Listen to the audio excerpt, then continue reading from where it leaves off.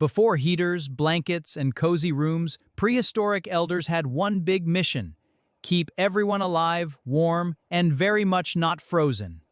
First, they gathered dry tinder like grass, bark, and sticks, because wet wood is basically nature's way of saying, no fire for you.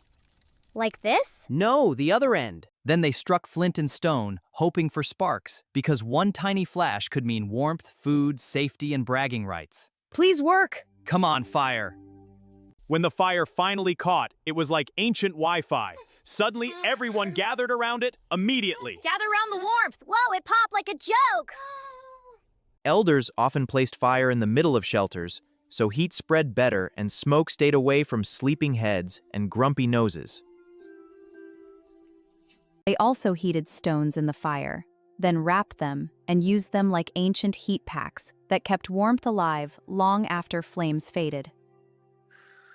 To stop cold air, we'll use hides, grass, and stones. Seal every crack to keep the warmth in. Got it, stuffing the grass now. Perfect, now it's a much warmer hitio. Fire was not only for heat, it became the center of family life, storytelling, cooking, and everyone trying to sit closest without being roasted.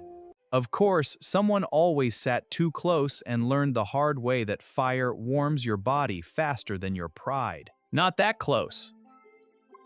Elders also taught children to collect dry wood before nightfall, because cold evenings arrive fast, and darkness is terrible for last-minute homework.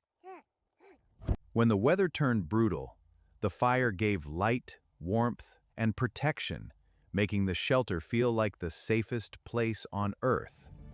Their secret was not magic, but smart fire-making, careful shelter design, and teamwork that turned simple rocks into survival technology. So yes, prehistoric elders were not just survivors, they were clever warmth makers who used fire, stones, and teamwork to outsmart the cold.